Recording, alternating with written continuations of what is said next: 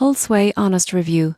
App: the pros, the cons. If you manage its systems or run a network, the Pulseway app promises to give you full control from your phone, but can it really replace desktop monitoring? One of the biggest pros is real-time monitoring. Most people get this wrong by assuming it management apps are limited. With Pulseway, you can monitor servers, workstations, and applications from anywhere. Notifications alert you instantly to system issues, helping you react before downtime affects users. It also allows you to remotely run scripts, restart services, and manage processes all directly from your phone. Security and integration are other strong points. The app connects securely to Windows, Linux, and Mac systems, providing encrypted connections. Integration with tools like Active Directory and automation scripts streamlines administrative tasks, saving time for busy teams. However, there are cons. Some users report occasional lag with real-time data updates or delayed notifications. The interface, while functional,